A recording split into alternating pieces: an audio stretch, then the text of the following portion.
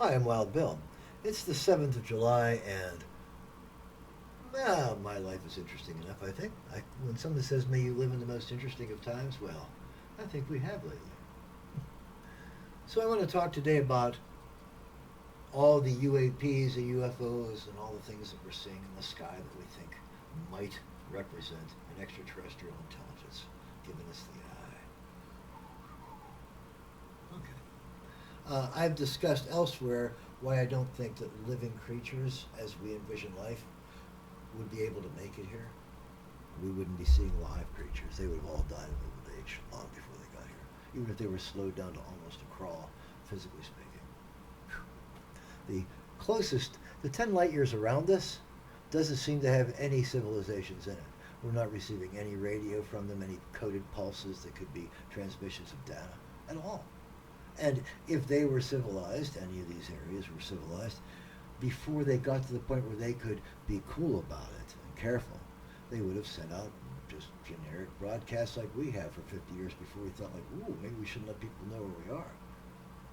Anyway, I eventually, with conversation with one of my best beloveds, who's a bright person,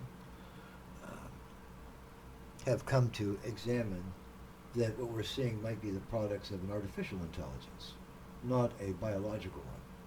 Because the time it takes to get here is so long that biological civilizations might rise and fall before the data returns. What was the point? So,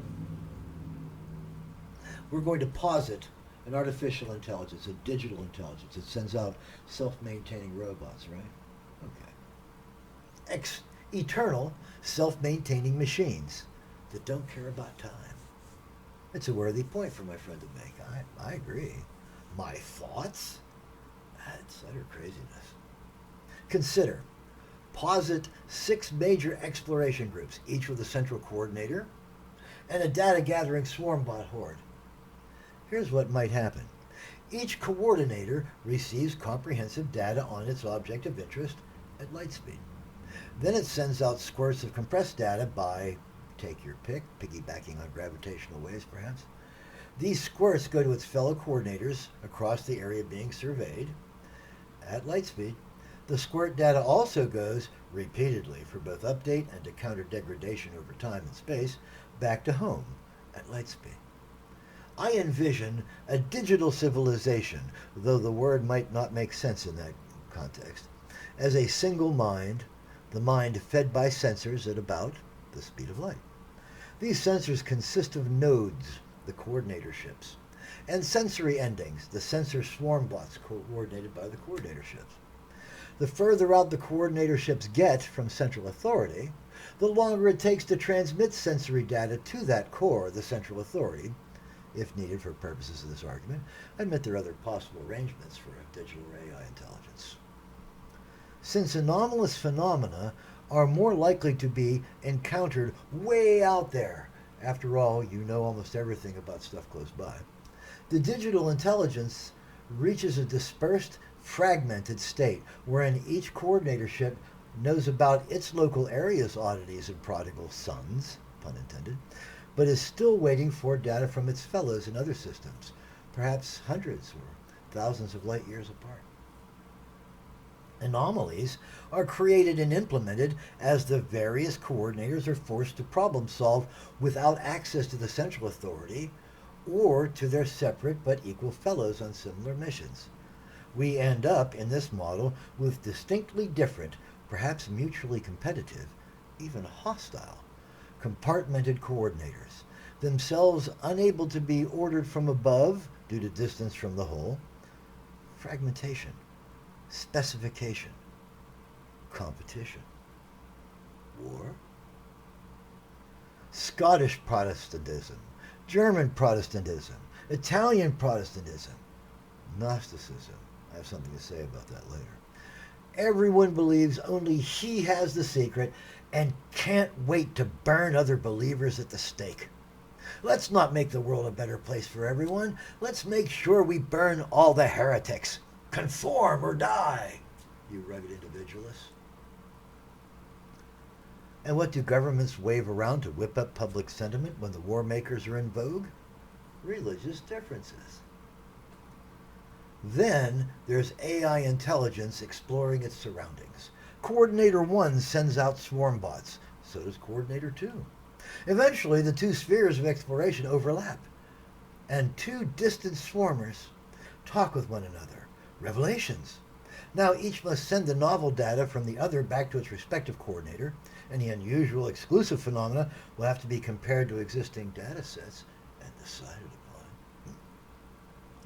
All the while, each coordinator is sending back its regular squirts to central authority, waiting for orders, hoping for context. Let's focus on one of those coordinators, shall we? Coordinator number 358 is assigned our solar system as its object of interest.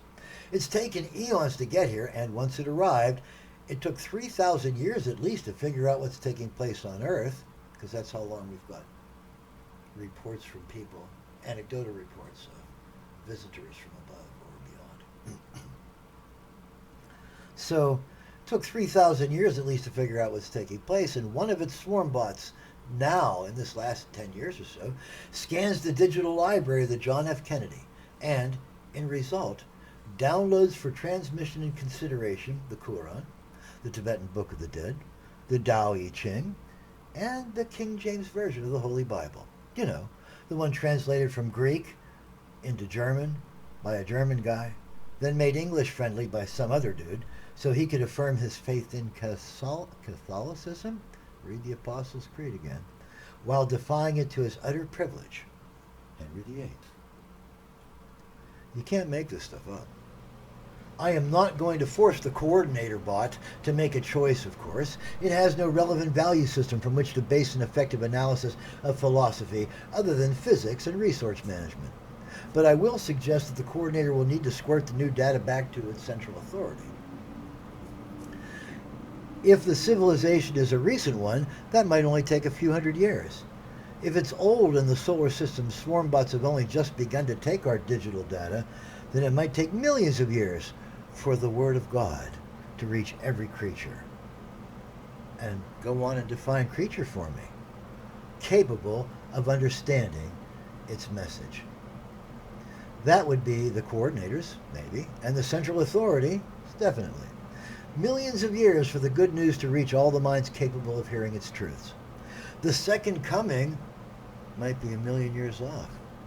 If it takes long enough, we might have new species reaching self-awareness and sentience while the data is still traveling. Think about it. If there are multiple other, perhaps system-bound civilizations in the galaxy, and the good news has to reach everyone before the second coming can take place, wait, what if it's like the Pangaea people tell us, and life is everywhere? Thousands and thousands of world-bound civilizations, all of them waiting for the deity-inspired words to be sufficiently regionalized to be understood.